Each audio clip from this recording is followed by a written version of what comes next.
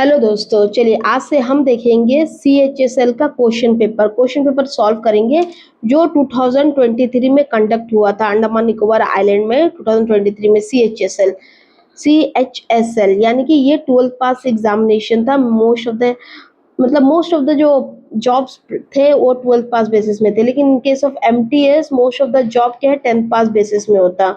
Okay, तो यहाँ पर CHSL और MTS में ये फर्क है कि CHSL में क्वेश्चन का पैटर्न थोड़ा हाई हो जाएगा, लेवल बढ़ जाएगा और यहाँ पर 200 क्वेश्चन होगा। 200 क्वेश्चन आपको 120 मिनट में सॉल्व करना होगा, समझ रहे हो ना। 200 क्वेश्चन 120 मिनट, मिनट्स देखो आपके पास 120 है, क्वेश्चन 200 है, आपके पास 1 मिनट भी नहीं होगा एक क्वेश्चन को सॉल्व करने के लिए। आपको मे बी अराउंड 30 सेकंड्स में एक क्वेश्चन सॉल्व करना होगा, तभी जाकर आप 200 क्वेश्चन को अटेम्प्ट कर पाओगे। और एग्जामिनेशन में कोई भी एग्जामिनेशन को क्रैक करने का सबसे बड़ा बेसिक फंडा ये कि मैक्स टू मैक्सिमम क्वेश्चंस को अटेम्प्ट करना। अब अटेम्प्ट करने का ये भी मतलब नहीं कि आप कुछ भी जस्ट क्लिक करके टिक करके आ जाओ, किसी में भी राउंड करके आ जाओ, नहीं। उसके लिए मतलब मिनिमम एटलीस्ट आपको थोड़ा बहुत आंसर आना चाहिए, थोड़ा तुक्का मार के। मतलब अगर मान लीजिए कोई एक क्वेश्चन है, इस 5 नंबर क्वेश्चन को देखिए, यदि आपको कुछ भी नहीं मालूम लेकिन आपको थोड़ा सा इसका लॉजिक रहेगा तो उस लॉजिक को पकड़ के कोई एक ऑप्शन को टिक करने की कोशिश करिए। अभी है, हालांकि नेगेटिव मार्क भी है, उसको भी कंसिडर करना है। सो बेस्ट स्ट्रेटेजी यही है कि हम सारे सब्जेक्ट को इक्वली टाइम दे के पढ़ाई करें, और ऐसे में तो एग्जाम क्लियर हो ही जाएगा। और नेगेटिव मार्क्स का एक प्रॉब्लम तो है। अब चलिए, और एक इम्पॉर्टेंट यहाँ पर है कि ये जो CHSL का क्वेश्चन 200 मार्क्स का है, 200 क्वेश्चन है, सॉरी 200 क्वेश्चन है। तो यहाँ पर हर एक क्लास में 50 क्वेश्चन को हम लोग कवर करेंगे। क्यों? अगर 200 क्वेश्चन को एक साथ ले लिया ना तो बच्चे बोर हो जाएंगे, हेक्टिक लगने लगेगा, टफ लगने लगेगा। सो पहला बैच में हम लोग 50 देखेंगे, फिर बैच में 50, ऐसा करके टोटल 4 क्लास होगा। ओके, यहाँ तक। तो चलिए हमारा पहला क्वेश्चन देखते हैं। पहला क्वेश्चन देखिए, यहाँ पर भी ना MTS की तरह मिक्स करके क्वेश्चन दिया है, GK, रीजनिंग, इंग्लिश सब मिक्स कर दिया। सो पहले क्या है, 2-4 क्वेश्चन इंग्लिश का है, फिर मैथ्स का है, GK है, ऐसा है। देखिए क्या है, हमारा ग्रामर फाइंड करना है, एरर फाइंड करना है, एरर बेस का क्वेश्चन है। तो चलिए हम पहला क्वेश्चन देखते हैं। क्या क्वेश्चन क्या है? Mohan is quite at home in mathematics. Quite at home, quite at home अपने आप में एक ईडियम है। ईडियम इसका मतलब क्या है? कंफर्टेबल, कंफर्टेबल मतलब मोहन कंफर्टेबल है मैथमेटिक्स में। ओके, तो आप देखिए यहाँ पर कुछ चेंजेस की जरूरत है नहीं, क्योंकि ये ईडियम्स बोला गया है और आपको ईडियम्स का मतलब मालूम है तो आप आराम से कर लोगे। क्वाइट एट होम मतलब Mohan is comfortable at home, no improvement. They could not tell me why did he not come to office yesterday. यहाँ पर एरर है, पक्के से कौन सा एरर है सोचिए। यहाँ पर देखिए व्हाई ही डिड नॉट होना चाहिए, ही पहले आएगा, डिड बाद में आएगा। ओके, क्वेश्चन पहले आता, फिर सब्जेक्ट होता, फिर वर्ब होता। ओके, तो यहाँ पर वाई क्वेश्चन है, फिर सब्जेक्ट होएगा ही, फिर डिड वर्ब में जाएगा, तो why he did not come, तो ऑप्शन बी करेक्ट हो जाएगा। नेक्स्ट क्वेश्चन देखिए, the shepherd cried at the top of his voice. यहाँ पर cried at the top of his voice for help, यहाँ मतलब ये एक ईडियम्स है। फिर ईडियम्स, इस ईडियम का मतलब क्या है? बहुत जोर का चिल्लाना, इतना जोर का चिल्लाना मतलब जितना ताकत है पूरा का पूरा ताकत लगा के चिल्लाना, उसको बोलते हैं cried at the top of his voice. So shepherd cried at the top of his voice for help, मतलब अपना मदद के लिए बहुत जोर का चिल्लाया। तो ये भी एक ईडियम है, इसमें चेंज का जरूरत नहीं है, बराबर है, ये करेक्ट है। नेक्स्ट देखिए, Mala shows a very positive attitude to her working. कुछ डिफरेंस नहीं लग रहा है, वर्किंग नहीं होगा, वर्क होगा। सो ये गलत है, टू हर वर्क होगा। ओके, नेक्स्ट देखिए, टू हर वर्क, ये देखिए वर्क सही है एक्चुअली, देखिए जल्दबाजी में गलत हो जाएगा, वर्क होगा, टू हर वर्क। ओके, चलिए नेक्स्ट क्वेश्चन देखते हैं। The principle of note issues followed by the reserve bank of India. ये क्या बोला है? क्वेश्चन पूछने का मतलब है कि जो रिजर्व बैंक ऑफ इंडिया है, हमारा सेंट्रल बैंक है, जो नोट्स इशू करता है, मतलब इंडियन करेंसी इशू करता है, पैसे इशू करता है, उसका प्रिंसिपल क्या है, क्या प्रिंसिपल को बेस रख के इशू करता है। ये प्रिंसिपल कुछ नहीं, मिनिमम रिजर्व सिस्टम है। मिनिमम रिजर्व सिस्टम का मतलब क्या है, देखिए होता ये था कि 1965 से ये मिनिमम रिजर्व सिस्टम आया, याद रखिएगा 1965 से। उससे पहले क्या था, यदि रिजर्व बैंक के पास 100, एग्जाम्पल को तरफ से 100 बिलियन डॉलर या फिर मिलियन डॉलर का यदि गोल्ड है और 100 मिलियन डॉलर का यदि उनके पास फॉरेन रिजर्व है, तो 200 मिलियन डॉलर का वैल्यू का ही इंडियन करेंसी वो इशू कर सकता था। ये 1965 से पहले का बात है। लेकिन 1965 के बाद एक मिनिमम रिजर्व सिस्टम लाया। उसके बाद ये बात कहा गया कि रिजर्व बैंक के पास मिनिमम इतना चीज होना चाहिए। मिनिमम कितना, 115 करोड़ का गोल्ड होना चाहिए। ओके, नेक्स्ट 85 करोड़ का फॉरेन करेंसी होना चाहिए एंड मिनिमम 200 करोड़ उनके पास रिजर्व होना चाहिए। तीन चीज होना चाहिए, ये मिनिमम रिजर्व सिस्टम। लेकिन उससे पहले क्या था, 1965 से पहले उनके पास, आरबीआई के पास जितना गोल्ड है और जितना फॉरेन करेंसी है उतना ही वैल्यू का वो करेंसी प्रिंट कर सकता। लेकिन मिनिमम रिजर्व के पास बात क्या हो गया कि उसके पास 200 करोड़ का रुपीज होना चाहिए, 115 करोड़ का गोल्ड होना चाहिए वैल्यू का, और 85 करोड़ का फॉरेन करेंसी, फॉरेन रिजर्व होना चाहिए। इसके बाद इतना होने के बाद आरबीआई अपना हिसाब से जरूरत का, as per the needs of the country, can print money, जो इंडियन करेंसी प्रिंट कर सकता। यहाँ पर नेक्स्ट क्वेश्चन देखिए, the least number to be added to 269 to make it perfect square. इसको करने का कोई अलग तरीका नहीं है, बस 269 से फर्स्ट ऑप्शन को प्लस कर दीजिए, करिए 289 आता।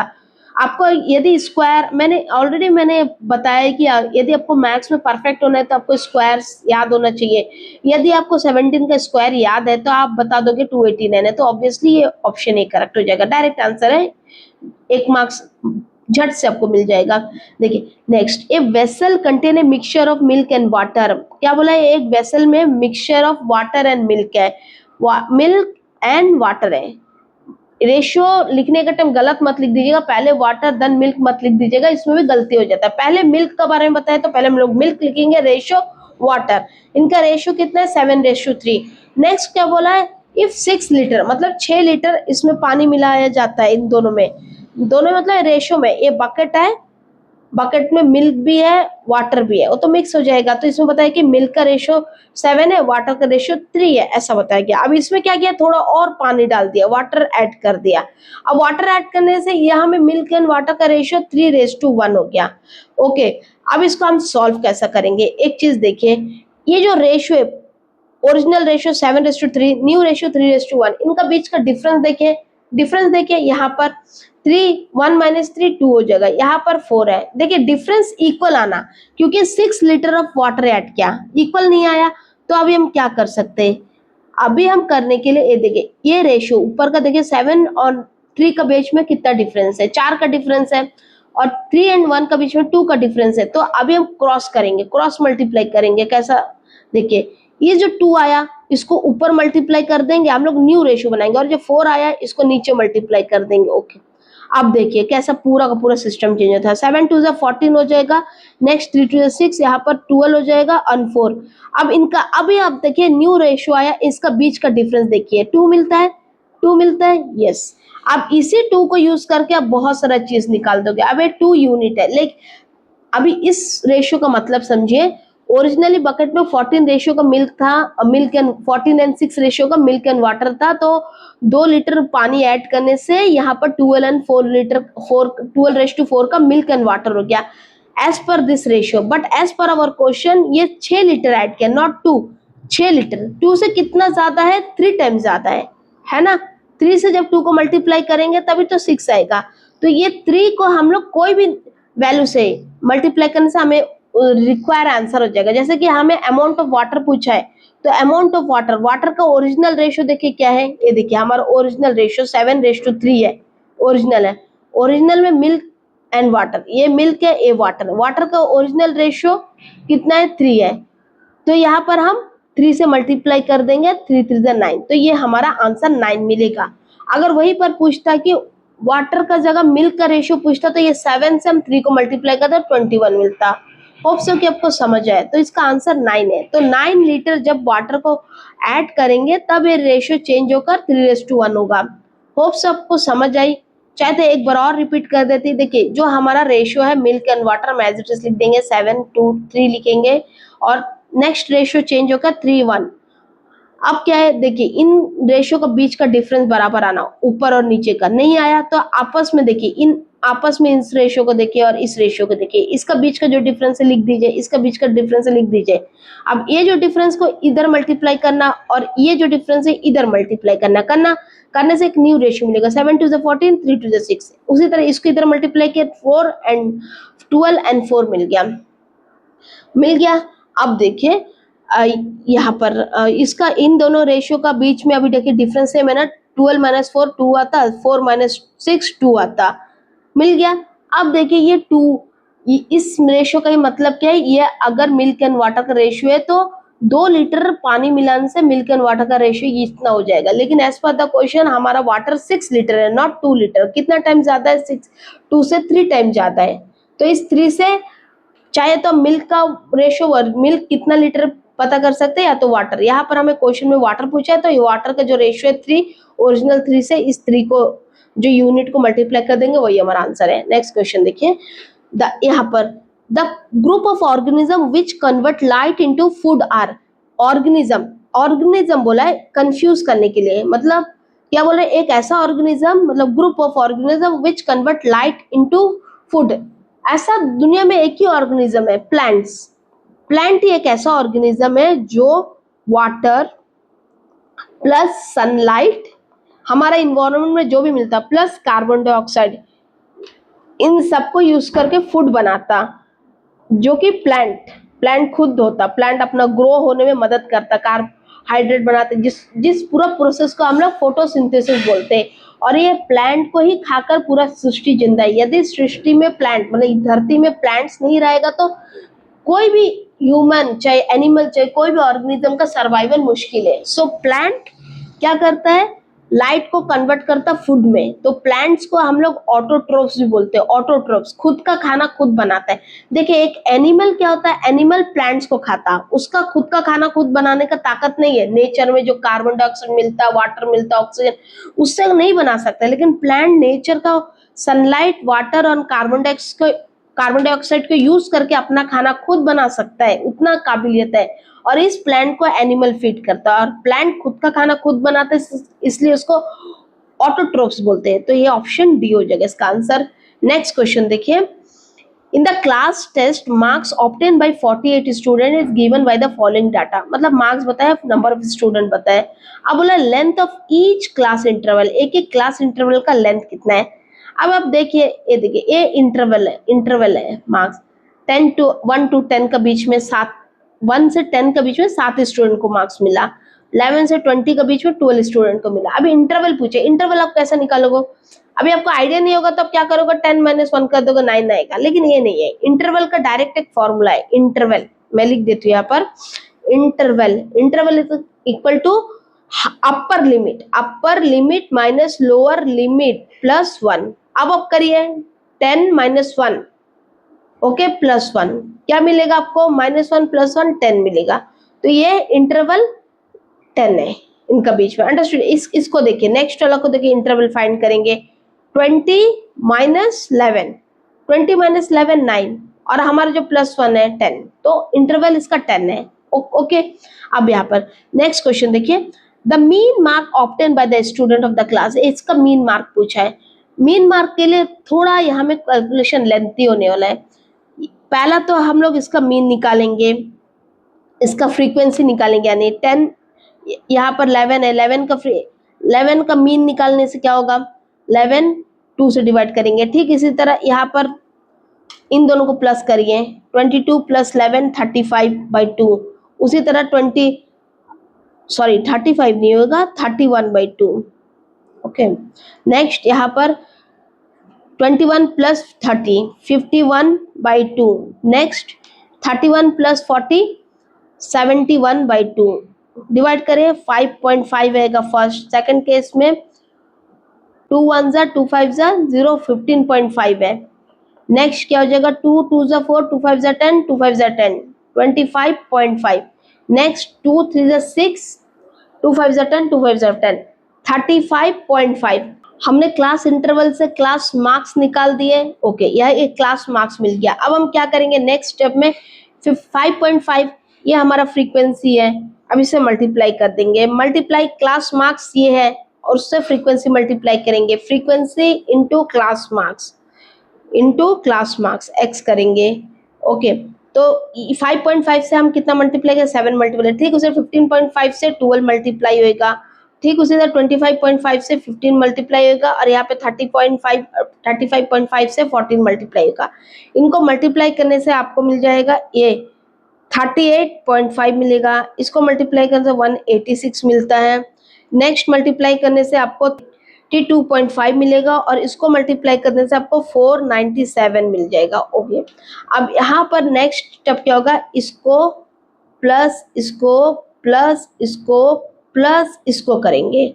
इन सबको यदि हम प्लस कर दे तो हमें मिलेगा 1104 और डिवाइडेड बाय इन सबको टोटल कर दीजिए 7, that is 7 plus 12 plus 15 plus 14। थोड़ा कैलकुलेटिव है, लिटिल टफ भी है और इसमें आपको एटलीस्ट 2 से 3 मिनट निकल जाएंगे इसको सॉल्व करते करते। डिवाइड बाय 48 क्योंकि बहुत ज़्यादा कैलकुलेशन है, प्लस माइनस करना है और इसको जब हम डिवाइड करेंगे तो हमें 23 मिलेगा। तो आंसर यहाँ पर ऑप्शन ए हो जाएगा। ओके, तो होप सो कि आपको समझ आई कैसा निकालना है। पहला बात तो हम क्लास मार्क निकालेंगे, ये तो अलग क्वेश्चन है, इसको छोड़िए। 10 नंबर क्वेश्चन देखिए, हमें मार्क मीन मार्क पूछा है तो पहले क्लास मार्क निकालेंगे। क्लास मार्क निकालने के लिए इनको प्लस करेंगे, 10 प्लस 1 11 बाई 2, ठीक उसी तरह 11 प्लस 20 बाई 2, मार्क निकल गया। ये देखिए सारे मार्क्स है क्लास मार्क। फिर उससे हम किसको मल्टीप्लाई करेंगे, ए फ्रीक्वेंसी को, नंबर ऑफ स्टूडेंट जिसका बराबर जिसका मार्क जो है उसका साथ उसको मल्टीप्लाई करेंगे, कर लिए। उन सबको प्लस करेंगे, प्लस करके ये number of student total mean पूछा है ना यहाँ पर, टोटल स्टूडेंट से डिवाइड कर देंगे तो हमें 23 आंसर मिलेगा। लिटिल कैलकुलेटिव है। नेक्स्ट क्वेश्चन देखिए, इसमें ये लॉजिकल है, ये कैसा करेंगे। अब देखिए कुछ हमें इसका बीच में, ये दोनों के बीच में ऐसा एक रिलेशन ढूंढना होगा जो इसमें पैटर्न में फिट होता है।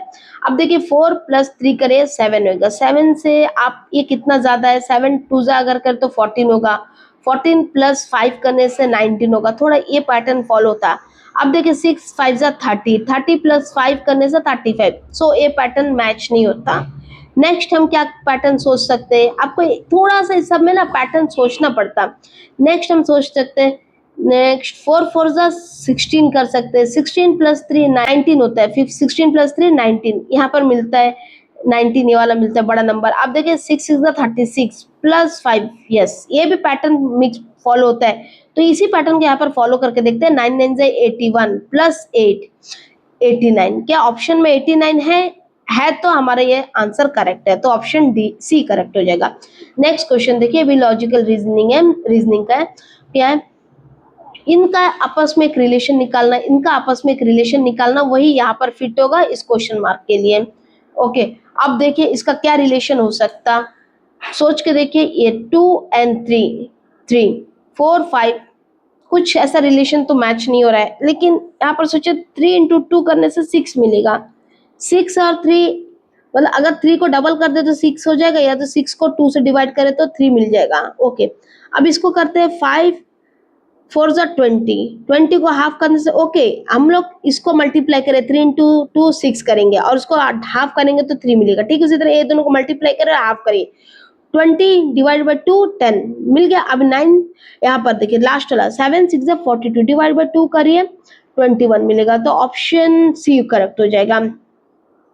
30 नंबर क्वेश्चन देखिए, by adding a common salt to water the freezing point of a solution is. जब भी हम कॉमन सॉल्ट ऐड करते हैं वाटर में, देखिए वाटर का फ्रीजिंग पॉइंट 0 डिग्री है। फ्रीजिंग यानी कि बर्फ बनने का पॉइंट, बर्फ कब होता, 0 डिग्री में होता।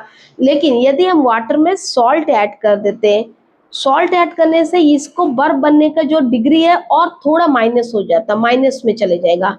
ओके, तो फ्रीजिंग पॉइंट डिक्रीज होता कि नहीं, देखो 0 से माइनस में जाता मतलब कि डिक्रीज होता, डिक्रीज, सो यहाँ पर लोअर हो जाएगा, ऑप्शन डी करेक्ट हो जाएगा।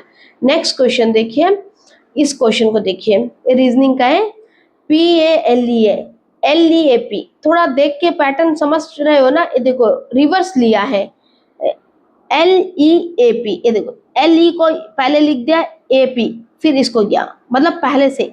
अभी POSH है तो आपको इसको लिखना है, फिर ऐसा जाना है, ऐसा और ऐसा, मतलब SHOP। देखिए SHOP, ऑप्शन ए करेक्ट हो जाएगा। अंडरस्टूड। आप इस पहले को देखिए, पहला को फिर से आप एक बार देख लो, इसको देखो यहाँ पर PALE है, LE पहले लिखा, मतलब पहले ऐसा जाता है, फिर AP ऐसा हो जाता है ना। तो इसी तरह पहले ऐसा जाएगा फिर ऐसा जाएगा, मतलब SH एज इट इज लिख देंगे, SH जैसा LE लिखा है, इस तरह फिर नेक्स्ट रिवर्स जाएंगे, AP जैसा गया रिवर्स, उसी तरह हम लोग OP लिखेंगे, OP SHOP, ये ऑप्शन करेक्ट हो जाएगा। अब इस क्वेश्चन को देखिए, ये रीजनिंग का क्वेश्चन है। इस क्वेश्चन में 6, 13, 20, पहला बात 6 और 13 का बीच का डिफरेंस ही देख सकते हैं। ऐसे क्वेश्चन में प्लस करके देखिए, डिफरेंस देखिए, मैक्सिमम डिफरेंस ही देखेंगे।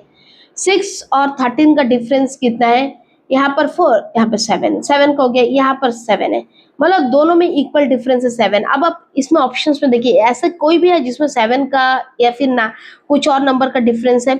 यहाँ पर इसका डिफरेंस देखिए 6 और इसका डिफरेंस देखिए 7, नहीं अनइक्वल डिफरेंस है।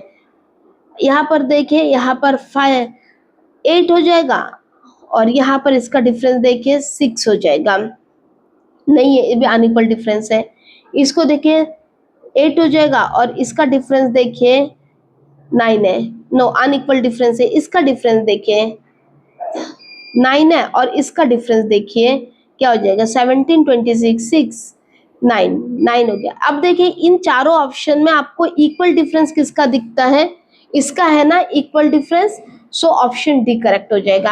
अब नेक्स्ट क्वेश्चन 16 नंबर क्वेश्चन देखिए, 16 नंबर क्वेश्चन 21 to 574। यहाँ पर 21 को यदि हम 2 1 लिखे, 2 into 1 2 मिलेगा। उसी तरह यदि हम 5 into 7 into 4 करते, 5 7 जा 35 into 4 करते, 4 5 जा 20, 4 3 जा 12, 13 14, 140 आता है। तो ऑप्शन तो ऐसा कुछ दिखता नहीं है, और कुछ पैटर्न बनाइए 21 into 2। एक्चुअली ये एक ऐसा क्वेश्चन है जहां में ना मैक्स थोड़ा पैटर्न नहीं बनता है, तो मे बी ये क्वेश्चन में टाइपिंग एरर या समथिंग है, इसका बराबर आंसर नहीं आ रहा है। यदि आपको मिल रहा है तो आप कमेंट्स बॉक्स में बता दीजिए। नेक्स्ट क्वेश्चन देखते हैं। क्वेश्चन क्या है, रफ स्मूथ हॉट एंड क्या होगा, रफ का ऑपोजिट स्मूथ है, कोई चीज बहुत ज्यादा रफ हो ना, ओके, उसका ऑपोजिट स्मूथ है, एकदम स्मूथ समतल। अभी हॉट मतलब गर्म, गर्म का ऑपोजिट क्या होना चाहिए, काम, नहीं काम उनसे शांत, वार्म गर्म का बराबर है। विंटर है तो ठंडा मौसम का बारे में बोलता है, और कूल, कूल बोलने से ठंडा शीतल है, देखिए हॉट का ऑपोजिट कूल होगा, तो ऑप्शन बी करेक्ट हो जाएगा। नेक्स्ट क्वेश्चन देखिए, next question fruit apple mammal, देखिए apple is a fruit, reverse आइए, तो कौन सा चीज मैमल है, एनिमल, एनिमल में बहुत कुछ आ जाता है। स्पैरो, स्पैरो तो पंछी है। फ्रॉग, फ्रॉग नहीं, ये रेप्टाइल में आ जाता है। Dog is a mammal. अभी फ्रॉग, फ्रॉग रेप्टाइल है, डॉग मैमल कैसा हुआ, देखिए डॉग मैमल का आपको डेफिनेशन मालूम होना, मैमल ऐसा चीज है जिसका पास मेमोरी ग्लैंड होता है, उन लोग बेबीज प्रोड्यूस करते हैं और अपने बच्चों को दूध पिलाते हैं, उसको मैमल्स बोलते हैं। तो यहाँ पर डॉग ही एक ऐसा है जो ऑप्शन मैच करता है, तो ऑप्शन बी करेक्ट है। नेक्स्ट, नेक्स्ट देखिए क्वेश्चन, यहाँ पर सिमिलर क्वेश्चन है, कोलकाता वेस्ट बंगाल। आप सोचिए वेस्ट बंगाल के अंदर कोलकाता है, तो गैंगटॉक किसका अंदर है, आपको यदि मालूम होगा तो आप इजीली लिख लोगे, सिक्किम के अंदर है गैंगटॉक। ओके, क्वेश्चन देखिए, इस क्वेश्चन को देखिए, ऐसे जो क्वेश्चंस होते हैं ना, आपको अल्फाबेट्स का नंबरिंग याद होने से बेस्ट है, और यही रिकमेंड किया जाता है स्टूडेंट्स को कि अल्फाबेट का नंबर याद रहे। जैसे कि यहाँ पर देखिए सेलेक्ट है, इसका कुछ कोड दिया है, तो आप ऐसा कोड कैसे मतलब आइडेंटिफाई करोगे कि इसका कौन सा आंसर सही होगा। इसको देखिए, आपको यदि नंबर याद है तो अच्छा है, नहीं तो आप एक पेपर में ABCD लिख दीजिए, उसको नंबरिंग कर दीजिए। लेकिन बेस्ट रिकमेंडेशन यही है कि आपको हर एक अल्फाबेट का नंबर याद रहना। इनिशियली लगेगा बहुत टफ है, 26 अल्फाबेट का नंबर कैसे याद रखे, नहीं लेकिन बहुत इजी है, याद आराम से रख सकते हैं। देखिए इसको हम लोग नंबरिंग करेंगे, नंबरिंग करने से, एक मिनट, नंबरिंग हाँ, नंबरिंग करते हैं। एस को यदि हम लोग नंबर देते हैं तो ये हमारा अल्फाबेट से 19 होता है, ई 5 है और एल एल मिलता है 12 में, ई फिर 5 है और सी 3 है और टी 20 है। याद रखिए, याद मतलब इन नंबर्स को याद रखिए, कोशिश करिए ए बी सी डी का नंबर को याद रखिए। और देखिए टी 20 है, जी का क्या है 7 है, एम 13 है, जी 7 है, फिर डी 4 है और वी यहाँ पर 22 है। तो देखिए इनका बीच में कुछ पैटर्न मिलता है। 19 है पहला अल्फाबेट, यहाँ देखिए 20 मतलब +1 होता है, +1 होता है। नेक्स्ट वाला अल्फाबेट देखिए 5 है, 5 का बाद यहाँ पर ये जाता है सेकंड वाला 6 7 2 ऐड होता है। थर्ड वाला देखिए 12 है, 12 13 मतलब ऐड फिर 1 होता है 12 के बाद। ई का देखिए 5 है, ई 5 है और यहाँ पर जी 6 7 2 है, मतलब कहीं ना कहीं +1 +2 +1 +2 का पैटर्न फॉलो करता है। ओके, अब देखिए अब हमारा पी क्या है, पी हमारा कौन सा नंबरिंग है 16 है, इसमें +1 करने से 17 होगा, तो 17 फर्स्ट, 17 में कौन सा अल्फाबेट आता, क्यू आता, तो उस हिसाब से हम लोग लिख देंगे क्यू। अभी ओ को +2 करेंगे, ये है ना, यही पैटर्न रिपीट हो रहा है ना, तो +2 करेंगे। ओ का साथ +2 कर देने से ओ का नंबरिंग क्या है 15 है, ओ का साथ +2 करने से 17 होगा, तो 17 में कौन सा अल्फाबेट आता, क्यू आता, तो फिर क्यू लिख देंगे इधर बगल। अब सी का नंबरिंग फिर 1 हो जाएगा, देखिए 1, अब मैं लिख देती हूँ 2 1 2 ऐसा होगा। अब सी का साथ 1 प्लस होगा, सी का साथ 1 प्लस से क्या होता है सी डी नेक्स्ट अल्फाबेट होगा।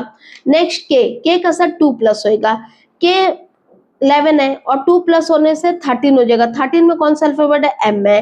ई ई 1 प्लस होएगा, ई एफ हो जाएगा डायरेक्टली 1 एफ, और टी टी 20 है, उसका साथ 2 प्लस कर दे 22 हो जाएगा, 2 22 22 में कौन सा अल्फाबेट है, वी। अब देखिए ऑप्शन मैच होता है, Q Q M, no Q Q D M, A option. Option कौन सा सही है ये देखिए, option B, sorry option B correct होगा। ओके, नेक्स्ट देखिए, नेक्स्ट क्वेश्चन हम चलते हैं। नेक्स्ट क्वेश्चन नंबर 21 में भी सेम है, आपको अगर नंबरिंग याद है तो बहुत बहुत ज्यादा अच्छा है, इजी होगा सॉल्व करने में। अब देखिए S19 होता नंबरिंग में, T20 होता O15 होता नंबरिंग में, C3 होता और K11 होता। अब इसको ये नंबरिंग करें, V22 होता, W23 होता, R18 होता, F6 होता और N14 होता। ओके, अब देखिए इसका कुछ मैच करने की कोशिश करेंगे। 19 फर्स्ट अल्फाबेट से फर्स्ट 19 20 21 22 +3 जाता है। ओके, यहाँ में 20 प्लस 23, फिर ये भी +3 जाता है। अभी थर्ड वाला देखिए 15 + 18 मतलब सब में +3, मतलब अभी जी का अल्फाबेट सोचिए, जी का कितना है 7, 7 + 3 10 हो जाएगा। ओके, 10 में कौन सा अल्फाबेट है हमारा, 10 में है जे, तो आंसर पहले जे, एक तो जे हो जाएगा, ओ सॉरी, नेक्स्ट ओ को देखिए, ओ का नंबरिंग क्या है 15, फिर 15 में +3 करेंगे 18 हो जाएगा। 18 का कौन सा अल्फाबेट है, आर है, तो वो डबल रिपीट हुआ, आर आर हम लिख देंगे, जे आर आर। अब इसी में आप ऑप्शन देखिए, ये दोनों तो एलिमिनेट होगा, ये दोनों में भी कंफ्यूजन हो जाएगा, जे आर आर दोनों में। अब देखिए डी, डी में फिर 3 प्लस होगा, डी का अल्फाबेट क्या है 4 है, 4 मतलब नंबरिंग 4 है, 4 + 3 7, 7 में कौन सा अल्फाबेट है, जी, जे आर आर जी, बस जे आर आर जी, जी तो होना चाहिए। और एस देखिए यहाँ पर 19 है, 19 में +2 सॉरी 3 करेंगे, 19 20 21 22, 22 में वी आता, जी आर आर वी। ऑप्शन यहाँ पर जी आर आर जी वी, ये ऑप्शन, ऑप्शन कौन सा सही हो जाएगा, ऑप्शन सी करेक्ट हो जाएगा। ओके, अब नेक्स्ट क्वेश्चन को देखिए, नेक्स्ट क्वेश्चन 22 है, थोड़ा सा जूम इन कर देते हैं। अब 22 नंबर क्वेश्चन देखिए क्या है, 723 रेश टू 820, ऐसे क्वेश्चन में पहले हम क्या करेंगे, इसका डिफरेंस ही सोचेंगे। मैक्स टू मैक्स इसका डिफरेंस 97 है। देखिए अब देखिए ये छोटा नंबर ये बड़ा नंबर है, जब 723 में 97 प्लस करेंगे तो 820 आएगा, तो हम सेम पैटर्न को अपनाते हैं, कर लीजिए 583 में 97 को प्लस कर दीजिए, जैसे हम इसको प्लस करेंगे तो हमें 680 मिलेगा, तो ऑप्शन देखिए 680 है, या 680 तो होना चाहिए, 7 यहाँ पर माइनस हमारा ठीक है, 680, 89, 10, 18, 5, 6। ओके, 680 यहाँ पर ऑप्शन नहीं है, तो हमें 680 मिलता है, लेकिन यहाँ पर कोई भी जगह 6, ये भी एक ऐसा क्वेश्चन है जिसमें लॉजिकल कुछ भी पैटर्न मिलता नहीं है। यदि आप इस नंबर को मल्टीप्लाई कर रहे हो 7 इंटू 2 इंटू 3, आपको 7 3 21 इंटू 2 42 होगा। उसी तरफ इसको मल्टीप्लाई करने से 0 हो जाएगा। तो हमें यहाँ पर ना मल्टीप्लाई करने से कुछ लॉजिकल पैटर्न नहीं मिलता, प्लस तो हम कर ही नहीं सकते, एक के माइनस करेंगे, और डिवाइड करने का तो सवाल नहीं है, तो इसमें थोड़ा लॉ, तो मे भी हो सकता है कि प्रिंटिंग मिस्टेक है, तो अगर ये 680 हो जाए तो ये आंसर करेक्ट हो जाएगा। नेक्स्ट क्वेश्चन देखिए, ये is twice as good as B. क्या बोला है? ए 2 से दुगना अच्छा काम करता है। Both A and B can do a work in 9 day, दोनों मिलकर 9 दिन में काम करता है। Number of day require for B to complete the work, B कितने दिन में काम करेगा? क्या बोला? A is twice as good as B, A दो बी का दुगना है, यानी कि इससे हम लोग ए और बी का रेशियो निकाल सकते हैं, ए बाई बी दैट इज 2:1, यानी कि ए का एफिशिएंसी 2 है तो बी का एफिशिएंसी 1 है। दोनों का एफिशिएंसी मिल गया, और ए प्लस बी टोटल मिल के कितना दिन में काम करता है? 9 दिन में। अब टोटल वर्क कैसा पता करेंगे? Total work is equal to days, number of days multiply with efficiency. और नंबर ऑफ डेज कितने? 9 है, और हमारा एफिशिएंसी कितना है? देखिए, ए का एफिशिएंसी 2 है, बी का 3 है, तो 2 प्लस 3, सॉरी, बी का 1 है, और दोनों मिला के 3 हो जाता है, 3, तो इन दोनों को मल्टीप्लाई करना है, 9 3 27। अब हमारा टोटल वर्क मिल गया यहाँ पर। अब लेकिन बी का पूछा है, B how many days B will do the work. ये एक ऐसा फॉर्मूला है, इससे आप कुछ भी फॉर्मूला को चेंज करके आप आराम से निकाल पाओगे। अभी डेज पूछा है, डेज मतलब total work by divided by efficiency. Okay, तो total work divided by efficiency is equal to days है। अब टोटल वर्क क्या? 27 है, और बी का एफिशिएंसी कितना है? 1 है बी का एफिशिएंसी, तो बी को कितना दिन लगेगा? 27 डेज लगेगा, तो ऑप्शन डी करेक्ट है। नेक्स्ट क्वेश्चन देखिए, if a person sell an article at a profit of 5% and gain 15 more than if he sell it at the loss of 5%, the cost price of this article। Cost price पूछा है, ऐसे question को ऐसा आप plot कर दीजिए। मान लीजिए ये हमारा कॉस्ट प्राइस है, और ये एक सेलिंग प्राइस है 1 और सेलिंग प्राइस 2 है। पहले क्या करता बंदा? 5% प्रॉफिट में बेचता, 5% प्रॉफिट ये तरफ लिख दीजिए, और नेक्स्ट टाइम में उसको 5% लॉस होता। देखिए यहाँ पर 5% प्रॉफिट माइनस 5% लॉस, इनका जो डिफरेंस निकालेंगे ना प्रॉफिट एंड लॉस का, एक्चुअली इसमें हम लोग डिफरेंस निकालेंगे प्रॉफिट एंड लॉस का, तो प्रॉफिट माइनस लॉस करेंगे। तो प्रॉफिट का केस में तो हम प्लस रहता, +5 रहेगा, और लॉस का केस में माइनस रहता, तो माइनस और -5, तो यहाँ पे 5 + 5 हो जाएगा, तो 10% इनका डिफरेंस निकलेगा। यहाँ तक ठीक है, 10% डिफरेंस। अब नेक्स्ट देखिए, cost price of the article. अब ये जो 10% जो डिफरेंस है, this 10% difference is equal to this 15 rupees, मतलब ये दोनों का डिफरेंस, प्रॉफिट एंड लॉस का डिफरेंस कितना हुआ? 15 रुपीज हुआ ना। अगर वो 5 रुपए में 5% का प्रॉफिट में बेचता, तो उसको 15 रुपए ज्यादा मिलता, ना कि 5% लॉस में बेचने से मिला। अंडरस्टूड? तो ये जो इनका डिफरेंस का वैल्यू कितना है? 15 है। अब हम इसका 100% निकाल देंगे तो क्या हो जाएगा? वही हमारा कॉस्ट प्राइस देगा, 100% equal to 150। This is our cost price, 150 is our cost price. Okay, तो ऑप्शन ए करेक्ट हो जाएगा। अभी नेक्स्ट क्वेश्चन देखिए, नेक्स्ट क्वेश्चन क्या है? The Deccan trap show maximum thickness in the following part. देखिए, इसके लिए आपको ज्योग्राफी का थोड़ा आइडिया होने से बस है, इसको आप आराम से कर लोगे। डेक्कन प्लेट्यू कौन सा है? ये देखिए, ये इंडिया है, ये नॉर्थन पार्ट है हमारा इंडिया, नॉर्थन को छोड़िए, साउथन में आते हैं। ये जो मिडिल का रीजन है ना, ये जो महाराष्ट्र से लेकर यहाँ तक, तमिलनाडु से लेकर यहाँ तक, ये इसको डेक्कन प्लेट्यू बोलते हैं। डेक्कन प्लेट्यू में क्या क्या है? इस ईस्टर्न तरफ है ईस्टर्न घाट, और वेस्टर्न तरफ है वेस्टर्न घाट।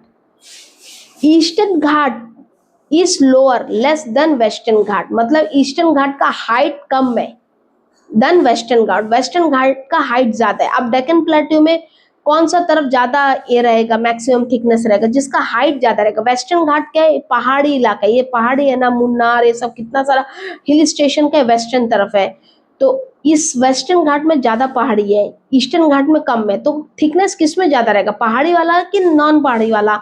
ऑब्वियसली पहाड़ी वाला, तो western Ghat is the thickest region. ये थोड़ा सिंपल था। नेक्स्ट क्वेश्चन देखिए, यहाँ पर देखिए, ये भी एक रीजनिंग का क्वेश्चन है, इसमें भी आपको ना नंबरिंग आना चाहिए, जो भी पैटर्न्स का आप देखिए एम का कितना है 13 है, हम लोग लिख देते नंबरिंग कर देते 13, सी का 3 है, पी का 16 है। अब देखिए आर का कितना है 18 है, एक्स का कितना है, एक्स का 24 है, एंड यू का कितना है, यू का 21 है। अब देखिए इनका यहाँ पर कंफ्यूज मत होइए, 13 और फर्स्ट 13 और 18 में 5 का डिफरेंस दिखता है। अब यहाँ पर देखिए 3 एंड 24, आई थिंक यहाँ में रिवर्स गया है।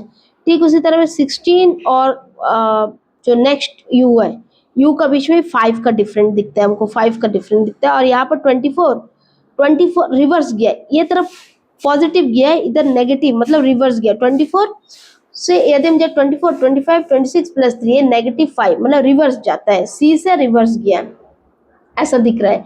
तो यदि हम अभी नेक्स्ट देखिए ये सब बीच के, अभी यहाँ से आर से यहाँ तक 5 फिर प्लस होना चाहिए, आर 18 है तो डब्लू 18, डब्लू का क्या है हमारा वैल्यू 23 है, यहाँ पर 5 फिर दिख रहा है।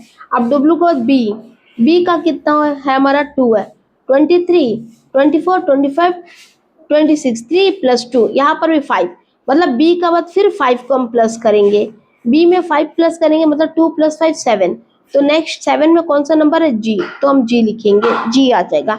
नेक्स्ट आई थिंक रिवर्स जाता है, रिवर्स पैटर्न शो करता है, लेकिन लास्ट वाले को टारगेट करते हैं, बीच वाले को छोड़ के, क्योंकि लास्ट वाले 5 का टारगेट में आगे बढ़ता है। तो ई का ई क्या है हमारा 5 है, 5 में प्लस 5 कर देंगे तो 10 हो जाएगा, 10 इज इक्वल टू हमें जे मिलता है, जी और जे मिल गया, जी और जे।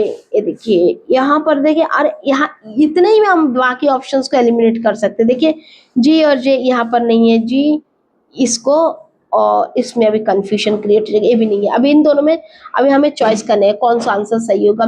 देखिए 6 का रिवर्स गए, सॉरी ये देखो सी का रिवर्स का 24 का रिवर्स, फिर हम लोग अगर 5 जाते हैं, 24 का रिवर्स 5 जाने से, सो यस एक्स 24 है ना, 24 का रिवर्स अगर 5 जाए तो वाई 25 है। ये कुछ यहाँ पर ना पैटर्न्स मिल नहीं रहा है, और बी 2 है, मतलब बीच वाला जो नंबर्स है ना उसका कुछ पैटर्न्स ना आप देखोगे तो पहले 3 है, 24 है, 24x, फिर y का वैल्यू कितना है 25 है, देन b का वैल्यू फिर 2 है, मतलब कुछ पैटर्न नहीं मिल रहा है। तो ये एक ऐसा क्वेश्चन है ना, थोड़ा मे भी टाइपिंग एरर है, पैटर्न्स नहीं मिलेगा तो आप आंसर कैसा दोगे।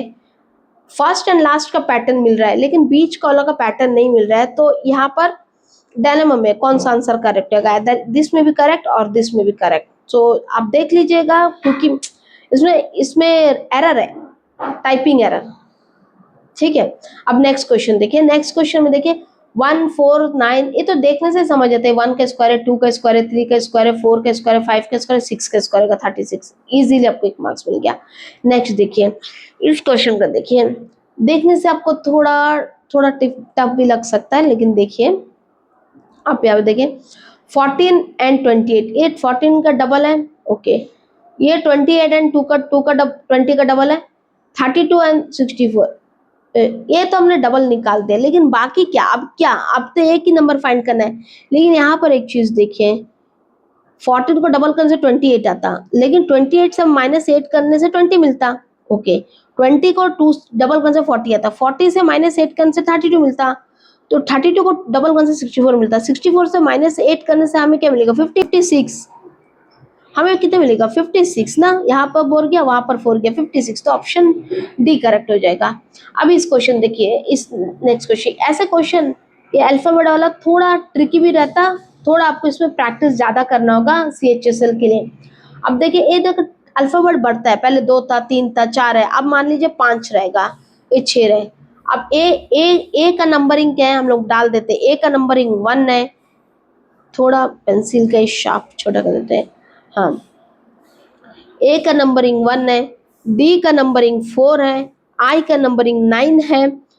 अब क्या होगा, ए का बाद 4 है, 4 का बाद 9 है, आपको इसमें कुछ दिख रहा है 3, इसका बीच का डिफरेंस देखिए, फर्स्ट नंबर का बीच का जो डिफरेंस है यहाँ पर 3 है, यहाँ पर 5 है, तो 2 का बड़ा इतना, तो 5 6 7 में भी 7 होगा नेक्स्ट, यहाँ पर जो भी 7 वाला, 7 अल्फाबेट में कौन है, 7 अल्फाबेट में जी खड़ा है, तो नहीं, ऑप्शन यहाँ पर सबका पी स्टार्टिंग है, तो यहाँ पर नहीं होगा, ये वाला पैटर्न काम नहीं किया हमारा, तो हम पी में ही स्टार्टिंग है तो हम पी से ही देखेंगे।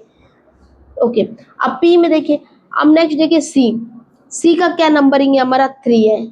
ओके, अब यहाँ पर देखिए एफ, एफ का क्या नंबरिंग है 6 है, एच का क्या नंबरिंग है 8 है, 3 सेकंड नंबर से 2 ज्यादा हो गया, यहाँ पर 8, या तो 1 3, 2 का बड़ो 3 2, सब में एक्चुअली यहाँ पर लॉजिक क्या फिट हो, 1 ए 1 है, सी 3 है, 2 बड़ा, डी 4 है, 5 6 7 8, इसी तरह 9, ये 9 है, आई 9 है, ये 11 है, ये 13 है, और ये 15 है, ओ 15, देखिए 9 10 11 12 13 14 15 सब में 2 का बढ़ोतरी है, मतलब यहाँ पर हमें पी का साथ में देखना है किसमें 2 का बढ़ोतरी हुआ, पी क्यू आर 2 का बढ़ोतरी, आर एस टी 2 का बढ़ोतरी, टी टी यू वी होना चाहिए लेकिन ये नहीं हुआ, ठीक है, बी पी क्यू आर हो गया, आर एस टी हो गया, टी यू वी ये भी हो गया, V X Y V W X, ये ऑप्शन करेक्ट होगा। ओके, देखिए पी कितना है 16 है। नेक्स्ट इसको हम लोग नंबरिंग से भी करके देखते हैं, आपको नंबरिंग का अच्छा है, 16, आर कितना है 18, टी कितना है 20, वी कितना है वी 22, एन एक्स कितना है 24, सब में 2 का फर्क है, तो ऑप्शन भी करेक्ट है। अब इस क्वेश्चन को देखिए, इस क्वेश्चन में देखिए क्या है, ऐसे क्वेश्चन ना एक ही इंपॉर्टेंट है कि आप पहले डिफरेंस निकाल दीजिए, इनका डिफरेंस निकालिए, इनका डिफरेंस निकालने से आपको 16 मिलेगा, इनका डिफरेंस निकाले 16 मिलता है, इनका डिफरेंस मिले 16 मिलता है, इनका डिफरेंस निकाले 16, अब 16 को -16 से ही करना है तो हमें 0 मिलेगा, इसका आंसर डायरेक्ट 0, समझ रहे हो ना। 64 से 16 सॉरी 18 से 16 माइनस कर से 64 मिलता है, 64 से 16 माइनस कर से 48 मिलता है, 48 से 16 माइनस कर से 32 मिलता है, 32 से 16 माइनस कर 16 मिलेगा, 16 से 16 0 मिलेगा। अब इस क्वेश्चन को देखिए, तो अल्फाबेट टाइप क्वेश्चन कुछ ज़्यादा ही पूछ लिया। अब इसमें देखिए पी का नंबरिंग क्या है, पी का नंबर क्या है हमारा, पी 16 है, 3 है और 3, यहाँ पर सी का नंबरिंग 3 है, आर का नंबरिंग कितना है हमारा, आर 18 है, देन 5 है, यहाँ पर एफ 6 है, टी 20 है, 8 आई 9 है, यहाँ पर वी 22 है, 12, और एल का वैल्यू कितना है, एल का वैल्यू हमारा 12 है। अब एक चीज देखिए, अंदर का नंबर को भी चेक करिए, अंदर का नंबर 3 है, फिर 5 है, 2 का प्लस हुआ, यहाँ पर 3 + 5 2, 3 + 2 यानी 5, 5 + 3 8, 8 + 4 12, तो एक एक बड़ा, तो 12 + 5 करने से कितना होगा 17, तो इस हिसाब से ये ऑप्शन तो रॉन्ग है, तो अब इसमें से हमें ढूंढना पड़ेगा। अब देखें नंबर्स को देखते हैं, पहला 15 16 था, 16 से 2 बढ़ के 18 हुआ, 18 से 20, 20 से 22, 22 से 23, 24 होना चाहिए, 24, 24 में कौन सा नंबर है एक्स है, तो पहले हमें एक्स मिलना चाहिए, तो अभी ये भी एलिमिनेट हो गया, अभी इसमें से कोई एक आंसर हो गया एक्स 17।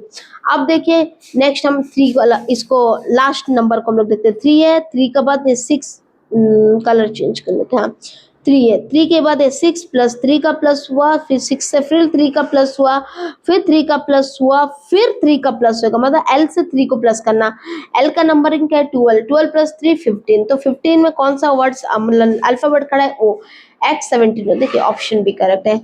ऐसे क्वेश्चन ना थोड़ा इजीली तभी सॉल्व होगा जब आपको नंबर्स मतलब अल्फाबेट का नंबर याद हो, तभी इजी हो जाएगा। अब यहाँ पर देखिए, who was the first recipient of highest gallantry award Paramvir Chakra, Paramvir चक्र सबसे पहली बार इन 1947 को किसको मिला, देखिए ये मेजर, ये डायरेक्ट क्वेश्चन है, मेजर सोमनाथ शर्मा को मिला, और इनको क्यों मिला, ये 1947 टू 1948 का इंडो पाक वार में पार्टिसिपेट हुए थे, और इस वार में कश्मीर से पार्टिसिपेट हुए थे। ओके, तो इसी वजह से इनको ये अवार्ड मिला गया। नेक्स्ट क्वेश्चन देखिए, the Tehri dam is located on which river in Uttaranchal, इस बार तो पूछ लिया तेहरी डैम का कौन सा रिवर के ऊपर लोकेटेड है, भागीरथी। कभी ये भी पूछ सकते कि तहरी डैम कौन सा स्टेट में है, तो आपको मालूम होना है उत्तरांचल। और ऐसे जो जीके है ना, one word one liner GK, ये हमेशा से हम अपने शॉर्ट्स में अपलोड करते रहती। आप उसको देखिए, 1 मिनट का तो रहता है, लेकिन 4 से 5 क्वेश्चन आपको मेमोराइज करा के चला जाएगा शॉर्ट्स। तो वो देखिए, क्योंकि वो सारे शॉर्ट्स में मैंने लास्ट ईयर में पूछे गया वाला क्वेश्चंस को ही लेती। तो नेक्स्ट क्वेश्चन देखिए, if the cost price of 16 book is same as the selling price of 20 book. जो बोला है वैसे ही लिख देते। 16 बुक का cost price of 16 book is equal to selling price of 20 books. Selling price है, तो इससे हम कॉस्ट प्राइस और सेलिंग प्राइस का रेशियो निकाल सकते हैं। यस, लिख सकते हैं। कैसा? सेलिंग प्राइस को ला दीजिए लेफ्ट तरफ, तो cost price by selling price हो जाएगा, और नंबर्स को एक तरफ कर दीजिए, 20 एक तरफ तो है, और इसको वो तरफ लेने से डिनोमिनेटर में आ जाएगा 16। अब इसको काटिए, काट के शॉर्ट करिए, मतलब स्मॉलेस्ट में लाइए। 4 4 जा 16, 4 5 जा 20, तो 5/4 मिल गया। अब देखिए यहाँ पर ये जो रेशियो से अभी हम काम करेंगे, कॉस्ट प्राइस का न्यू रेशियो 5 मिल गया, सेलिंग प्राइस का न्यू रेशियो 4 मिल गया। इस अभी रेशियो को ही मान लीजिए ओरिजिनल नंबर, मान लीजिए वो जो बुक है 5 रुपए से खरीदा और बेचा 4 रुपए से। अब बुक को अगर 5 रुपए से खरीदेगा और 4 रुपए में बेचेगा, तो उसको प्रॉफिट होगा, लॉस होगा? लॉस होगा। लॉस कितना रुपए का होगा? 5 से कम है ना 4 रुपए, तो 1 रुपए का लॉस हुआ। और लॉस परसेंटेज कैसा निकालेंगे? 1 रुपए का लॉस हुआ, और loss percentage is equal to loss that 1 रुपए divide by cost price. Cost price हमारा क्या है? 5 है इंटू 100, है ना। तो हम ऐसे इसको मल्टीप्लाई कर दीजिए, जो कटता काट दिया 20, तो हमें 20% मिलता है लॉस प्राइस। तो ऑप्शन डी करेक्ट हो जाएगा। होप सो कि आपको समझ आई। नेक्स्ट क्वेश्चन देखिए, IP assign for a client by DHCP, है ना, कंप्यूटर बेस्ड क्वेश्चन है, डायरेक्ट क्वेश्चन है। अगर आपको आता है तो ठीक है, नहीं आता है तो छोड़ के आगे बढ़ जाइए, क्योंकि अदर क्वेश्चन अटेम्प्ट करना बहुत जरूरी है। डीएचसीपी का मतलब है dynamic host, dynamic host configuration protocol. ये dynamic host configuration protocol automatically IP address computer के लिए जनरेट करता, लेकिन this IP address for limited period के लिए जनरेट करता। ओके, लिमिटेड पीरियड्स के लिए जनरेट करता, ये परमानेंट नहीं होता। तो इसका ऑप्शन सी करेक्ट है। चलिए नेक्स्ट क्वेश्चन देखते हैं। नेक्स्ट क्वेश्चन क्या बोला है? ये सिनोनिम्स एंड एंटोनिम्स का पार्ट है, इंग्लिश ग्रामर का पार्ट है। तो word opposite in meaning to the given word, क्या ऑपोजिट मीनिंग हमसे पूछा गया? पहला देखिए ऑप्शन, ऑपोजिट हमें पता करना है। ओमनियस, ओमनियस यानी कि बुरा, बुरा, ओके, खराब, ओमनियस। और उसको ऑपोजिट क्या होना चाहिए? अनप्लेजेंट, अनप्लेजेंट तो सिमिलर है, खराब। प्रिमिटिव यानी कि पुराना, हिस्ट्री का बात बोलेंगे, जो पुराना, ठीक है, एंशियंट, उसको बोलते हैं प्रिमिटिव। सिंसियर, सिंसियर तो सभी को मालूम है, सिंसियर हो बच्चा, सिंसियर है मतलब हॉनेस्ट। ऑस्पिशियस दिख रहा है, बहुत बुरा, आज बुरा दिन था, आज ओमनियस दिन था, आज बहुत ऑस्पिशियस दिन था, एक दूसरे को ऑपोजिट है, तो इसका आंसर ये है।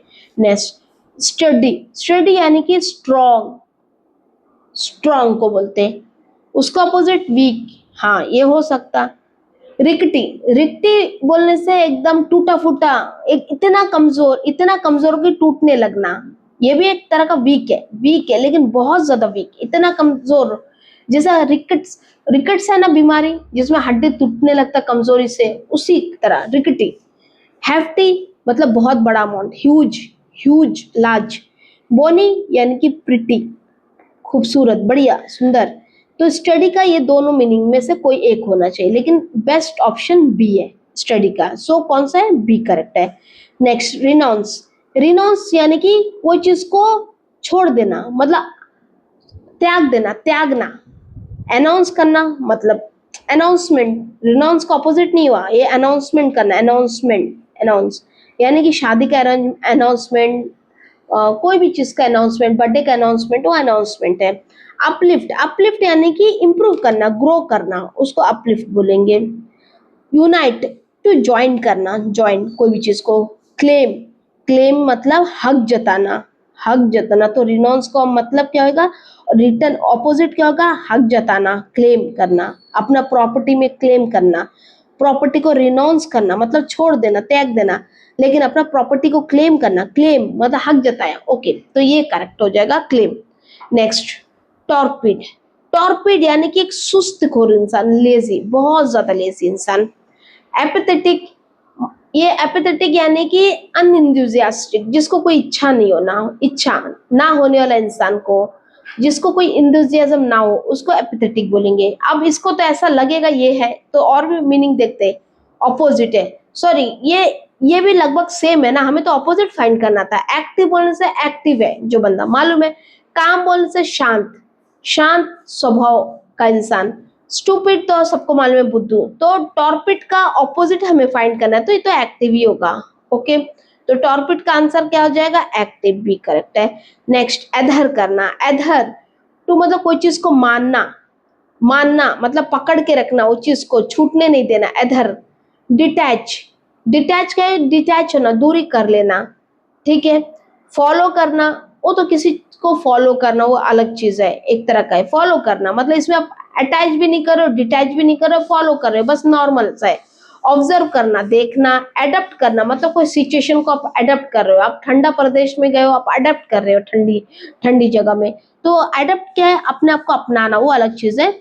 और डिटैच, ये देखिए एधर का मतलब अधर करके रखना, कोई भी चीज को पकड़ के रखना, और उसका अपोजिट डिटैच ही होगा। डिटैच मतलब छोड़ देना, अपने हाल में छोड़ दो, डिटैच, डिटैचमेंट। ओके, तो इसका आंसर डिटैचमेंट होगा। यहाँ पर इस क्वेश्चन को देखिए, इसमें जो 2023 का जो CHSL एग्जाम है, आई थिंक सबसे ज्यादा अल्फाबेट टाइप का क्वेश्चन बहुत ज्यादा आया, और ये जो रीजनिंग का अल्फाबेट टाइप क्वेश्चन ज्यादा ही कुछ पूछा गया। Each letter in the alphabet from A to Z to A has been given value from 1 to 26. Seriously, what is the total value of the following word? मतलब इस word का total value क्या होगा। यहाँ पर एक चीज समझे, हम क्या करते, A1 है, B2 है, हमें ये मालूम है, लेकिन क्या बोला है, अब यहाँ पर Z1 है, समझ रहे हो, उल्टा तरफ से नंबर दो बोला, उल्टा तरफ से, तो हम लिख देते हैं ABCD, पहले लिख दीजिए, ऐसे में ना आप याद नहीं होगा, और ऐसा क्वेश्चन रियली 1 और 2 आता, इसलिए आप उल्टा अल्फाबेट याद मत कर रही है, सीधा अल्फाबेट तो याद होना है, उससे बहुत सारा क्वेश्चन सॉल्व हो जाएगा। चलिए लिख देते ABCD, जल्दी जल्दी लिख देंगे, एग्जाम में ऐसा क्वेश्चन है तो DEF, ओके, GHIJKL MNOPQRSTUVWXYZ, यहाँ तक ठीक है। कलर चेंज कर लेते हैं, अब ये देखें, ये इस Z1 होगा, रिवर्स है, ठीक है। 2 3 4 5 6 7 8 9 10 11 12 13 14 15 16 17 18 19 20 21 22 23 24 25, अब A26 हो गया। अब हम नेक्स्ट क्या करेंगे, हमने अल्फाबेट को नंबरिंग दे दिया, अब देखिए इसको हम लोग 1 बाई 1 ऐड करते रहेंगे। आई को कितना नंबर असाइन हुआ, 18, आई को काटिए 18 लिख दीजिए, प्लस नेक्स्ट एन को कितना नंबर असाइन हुआ, एन को 13 हुआ तो लिख देंगे 13, प्लस टी को कितना नंबर असाइन हुआ, टी को यहाँ पर देखिए 7 नंबर असाइन हुआ, प्लस ई को कितना नंबर असाइन हुआ, 22 काट देंगे। एल को कितना नंबर असाइन हुआ, 15, एल 2 टाइम रिपीट हुआ, 15 15 15। आई को कितना नंबर असाइन हुआ, 18 लिख देंगे, प्लस जी को कितना नंबर असाइन हुआ, 20, प्लस ई को कितना नंबर असाइन हुआ, 22, प्लस एन को कितना नंबर असाइन हुआ, 13, ठीक है काट देंगे। सी को कितना नंबर असाइन हुआ, 24, देन ई को कितना नंबर असाइन हुआ, फिर से 22। अब इसको प्लस करिए, प्लस करने का एक ट्रिक यही है कि थोड़ा ग्रुपिज्म कर दीजिए। ग्रुपिज्म मतलब देखिए यहाँ पर सेम नंबर देखिए 22 22 22 22 3 टाइम में 66 हो गया, हाँ थोड़ा इजी हो जाएगा ऐसा ग्रुपिज्म में प्लस करने में। अब यहाँ देखिए A15 प्लस 15 30 होता है, 30 प्लस 20 50 होता है, ओके 50 मिल गया।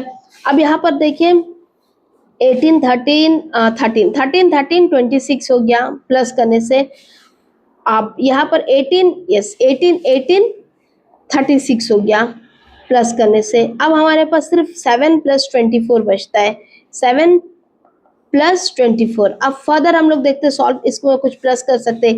देखिए इन दोनों को फिर प्लस कर सकते हैं ग्रुपिज्म, देखो 66 प्लस 50 प्लस इन दोनों को प्लस करने से 60, ये 0 हो जाएगा, 3 4 5 60 मिल जाएगा, प्लस 26 प्लस 7 मिलता है। अब इसको फर्दर प्लस करेंगे, 26 प्लस 7 हमें प्लस करने से यहाँ पर 33 मिलता है, 33 66 प्लस 50 प्लस 60 प्लस 33।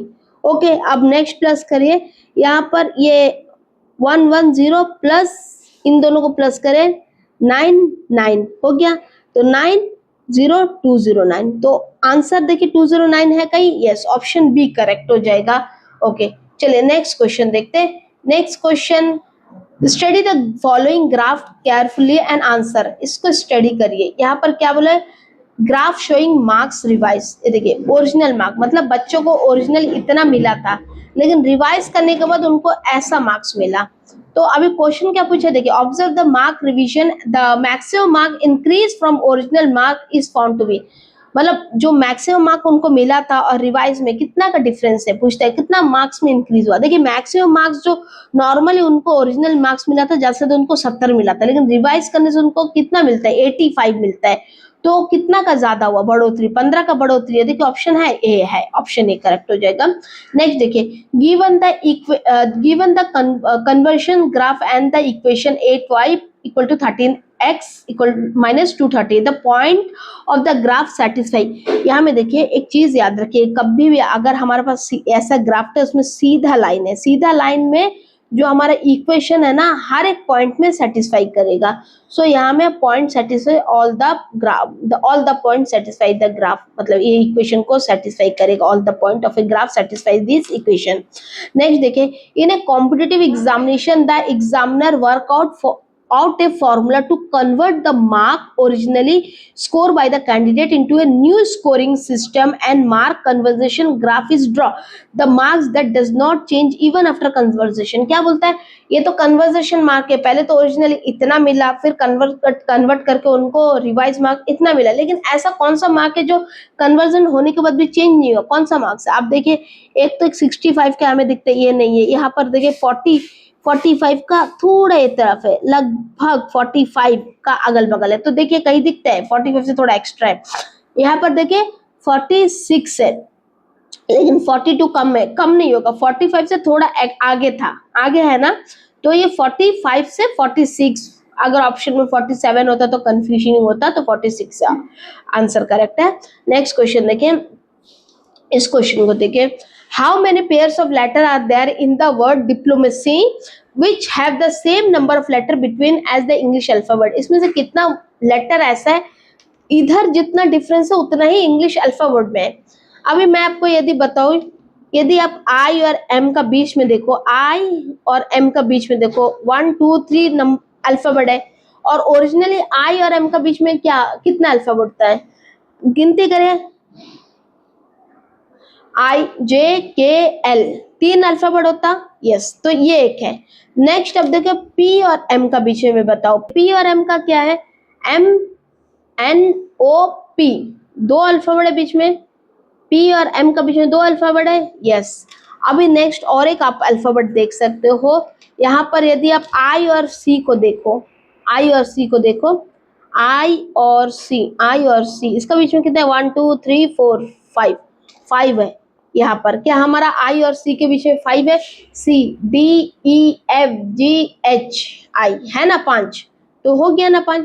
तो यहाँ पर और भी आप चेक करोगे तो नहीं मिलेगा, तो यहाँ पर 3 है, 3 हो जाएगा। तो इस तरह का जो रीजनिंग में ना ऐसे टाइप के क्वेश्चन को थोड़ा प्रैक्टिस कर लेना, अब प्रैक्टिस के बाद ना ये इजी ही लगेगा, मे बी फर्स्ट टाइम देखने वाले बच्चों को टफ लगेगा, लेकिन इतना रियली टफ नहीं है, आप थोड़ा सा प्रैक्टिस करोगे इजी हो जाएगा।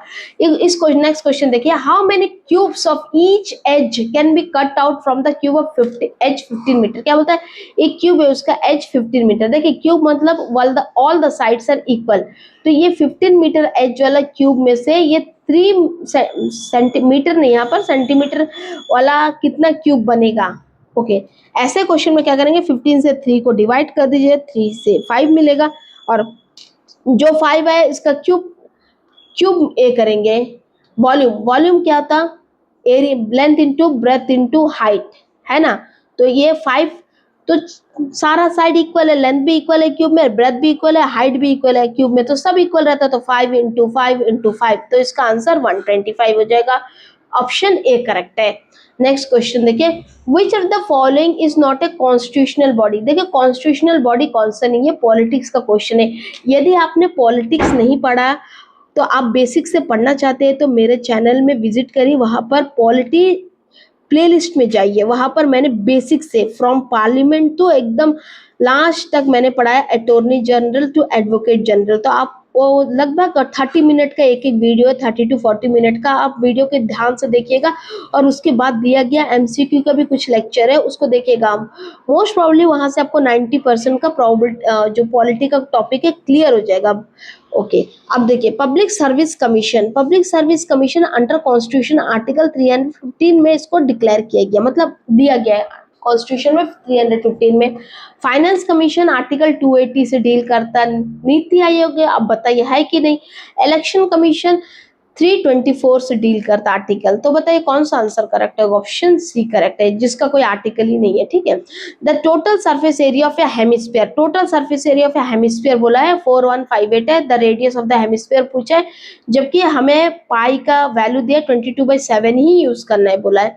तो अब आपको तो पहला बात total surface area of hemisphere आना मालूम होना चाहिए। Total surface area of hemisphere इस फॉर्मूला के हिसाब से 3πr² है, और हमें 3πr² का वैल्यू दिया है 4158 है, ठीक है।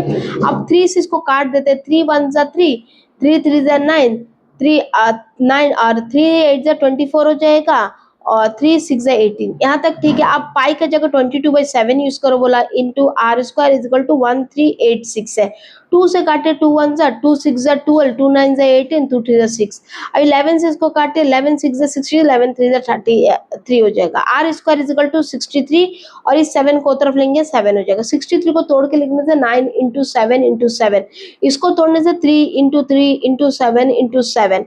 अब ये r² है, तो हमें r बोलने से हम रूट डाल देंगे, रूट डालने से रूट से बाहर आके क्या हो जाएगा, हमें एक 3 मिलेगा, एक 7 मिलेगा, 7 3 21, तो ऑप्शन सी करेक्ट हो जाएगा।